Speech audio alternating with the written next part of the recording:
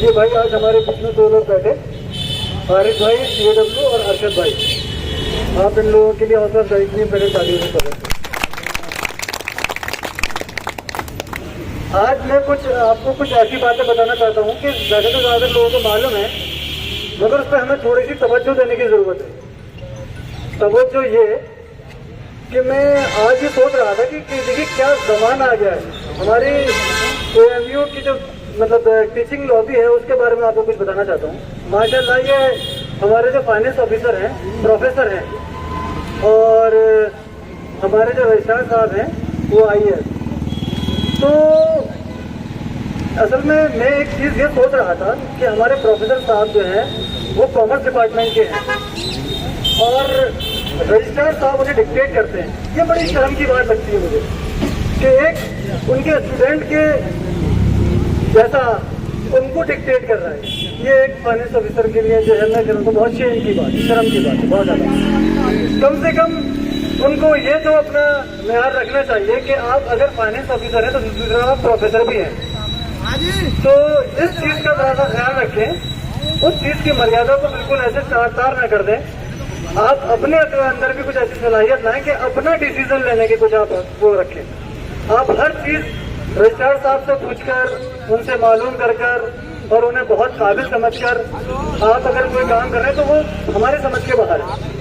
उसकी वजह यह है, एक आपको मैं मिसाल देता हूँ छोटी सी, कि अगर कोई भी PhD होल्डर अगर वो किसी भी टेक्निकल पोस्ट पर अगर अपॉइंट होता है तो वो जो पहले से उस पोस्ट पर काम कर रहा है 10-15 साल से, वो उसके बराबर बिल्कुल नहीं हो सकता। उसकी वजह यह है ना कि उसको एक्सपीरियंस है।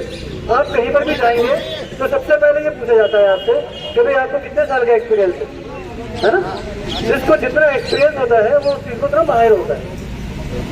अब IPS साहब माशाल्लाह काबिल तो है, मगर सिर्फ अपना आप को ही काबिल समझना ये सबसे बड़ी बेवकूफ़ी है। भाई देखिए, आदमी ये समझता है कि हाँ ठीक है भाई मैं अक्लमंद हूँ, कोई बात नहीं, बहुत अच्छी बात है, और सिर्फ ये समझना कि सिर्फ मैं ही अक्लमंद हूँ, ये सबसे बड़ी बेवकूफ़ी है। तो इस चीज़ को आप लोग भी समझें कि ये जितने भी काम कर रहे हैं ये अब आनंद फानंद में सब उल्टे सीधे कर रहे हैं। ठीक है, कुछ गलतियाँ थी यहाँ पर, हमारी इनसे पहले भी बात हुई थी। हमने इनसे एक मशवरा यही दिया, मैंने कहा साहब देखिए ऐसा होता है कि ठीक है चलिए हमने आपकी बात मान ली कि सब कुछ गलत होता चला आया, तो उसका एक तरीका होता है। कोई भी अगर काम बिगड़ गया है तो उसको सुधारने का एक तरीका है। मैंने उन्हें एक छोटी सी एग्जाम्पल ये दी, मैंने कहा साहब एक कमरा है, उसमें 100 लोग हैं, उसमें कुछ ऐसी बीमारियों से उसमें मसरूफ हैं कि वो उनको अगर नहीं निकाला गया तो वो बाकियों को भी उससे नुकसान होगा। तो मैंने कहा उसका एक सिर्फ तरीका यही है कि सबसे पहले तो उन लोगों को बाहर निकाला जाए जो बिल्कुल सही है, उसके बाद जो रह जाते हैं उनका इलाज किया जाए, उसके बाद निकाला जाए। ये तरीका बिल्कुल सही नहीं है कि आपने दरवाजा बंद कर दिया और बाहर से ताला लगा दिया कि ठीक है अब सबके सब मर जाओ, हमसे कोई मतलब नहीं। एक मैंने उन्हें छोटी सी एग्जाम्पल दी, मगर तब भी उनके कोई समझ में नहीं आया। और आज तक ये उस चीज़ को करने के बाद अब क्योंकि जो उस चीज़ से मतलब उसके जो बीमार नहीं थे वो भी अब बीमार हो गए उनके साथ में, तो अब इन लोगों के लिए बहुत मुसीबत का ये सामना हो गया। वरना ये अगर शुरू में ही जैसे हमारे जो और कलीग्स हैं उन्होंने कहा कि आप इस चीज़ को हमारे ऊपर डाल दीजिए, हम UGC से बात कर लेंगे, हम अपना मैटर सॉर्ट आउट कर लेंगे, जैसा चलता आ रहा है वैसे ही चलने दीजिए। मगर इसका सामने अपने आगे बिल्कुल नहीं चले। और साथ में हमारे फाइनेंस ऑफिसर साहब भी बिल्कुल उसमें एकदम शाना पहचाना उनके, नहीं आप तो बहुत GFR के आप माहिर हैं। अरे हर चीज़ हर जगह पर लागू नहीं होती, ये भी समझना चाहिए। ये ऑटोनोमस बॉडीज़ है, यहाँ आप सारे गवर्नमेंट के ऑर्डर यहाँ पर आप लागू नहीं करते हैं। जो UGC से आता है, यूनिवर्सिटी ग्रांट कमीशन से, वो हमारे ऊपर जरूर लागू होता है। जो डायरेक्ट अगर मिनिस्ट्री से आता है तो वो अगर आप ऐसे करते तो फिर हमें आप बोनस क्यों नहीं देते? बोनस भी दीजिए भाई, सरकार बोनस देती है ना अपने कर्मचारियों को, आप क्यों नहीं देते बोनस? लगाइए या फिर करेंगे लागू। नहीं, सिर्फ उन चीजों को लागू करने का इनका मकसद है जिससे हमें नुकसान हो। और इसी के मद्देनजर रखते हुए ये हमने अपने सब डिमांड आप लोगों के सामने रखी, आप लोगों ने हमारे सामने रखी, और ये 10 डिमांड उसमें से निकल के आई और उसकी वजह से ही हमने धरना लगाया। देखिए बात मेरा कहने का मकसद ये है कि हम लोग जो यहाँ बैठे हुए हैं वो अपने हक के लिए लड़ाई के लिए बैठे हुए हैं कि हम अपने हक की बात कर रहे हैं और ये हमारी एक नहीं सुनने को तैयार, एक बात सुनने को तैयार नहीं। वरना आज हमारा 43वां दिन है और 44वां दिन है और हमारी 14 तारीख को स्ट्राइक होने जा रही है। देखिए मैं आपसे बहुत मौजूदा दरख्वास्त करता हूँ सबसे, इस बात को मेरे हर आदमी को समझना चाहिए। हम एक ऐसे मोड़ पर हैं जो बहुत सख्त है।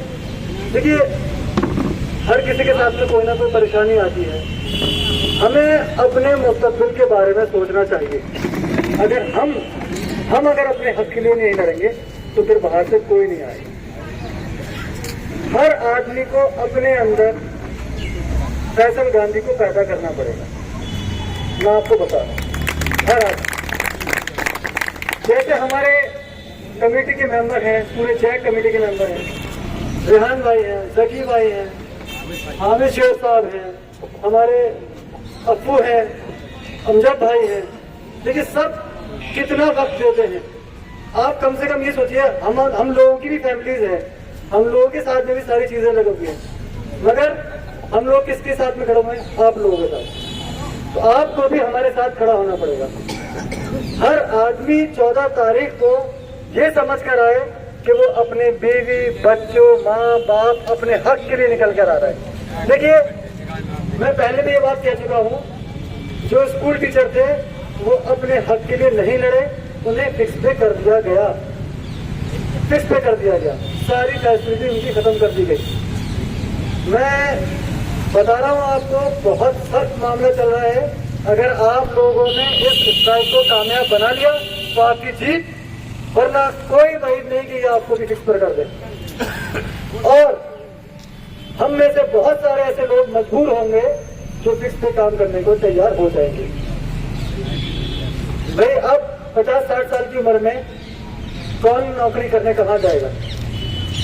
तो मैं ये कहता हूँ कि आप निकल कर आए और इस स्ट्राइक को कामयाब बनाए।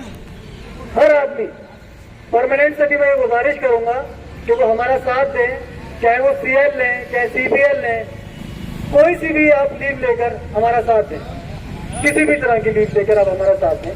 किसी के ऊपर कोई ये हमारा जोर नहीं है कि नहीं आप ऐसे ही आ जाइए, आप हमारा साथ दीजिए, किसी भी तरीके से साथ दीजिए, हमारा साथ दीजिए। हमारा बस यही यहाँ से मंच पर से कहना है कि आप हमारे साथ दें। देखिए सारी टीचिंग लॉबी हमारे साथ है, जैसे कि आप लोगों को पहले भी गांधी जी बता चुके हैं कि हमारे जितने भी ईसी मेंबर हैं वो सब आपके सपोर्ट में हैं।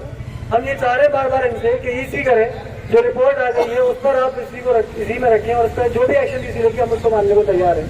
मगर ये किसी भी तरीके से हमारा काम बिल्कुल बिगाड़ने को लगे हुए हैं। एक चीज ऐसी नहीं है जो ये अपने मानने को तैयार हुए हैं। तो आप लोगों से मेरी सिर्फ यही गुजारिश रहेगी कि आए 14 तारीख की स्ट्राइक को कामयाब बनाए। हर आदमी की ये जिम्मेदारी है कि वो अपनी हक की लड़ाई के लिए 14 तारीख में यहाँ 8 बजे से पहले आ जाए। देखिए ऑफिस 8 बजे के हैं, बहुत सारे ऑफिस 9 बजे के हैं, मगर मैं कहूँगा कि 8 बजे से पहले आप यहाँ आए। एक दिन की बात है, सिर्फ एक दिन की।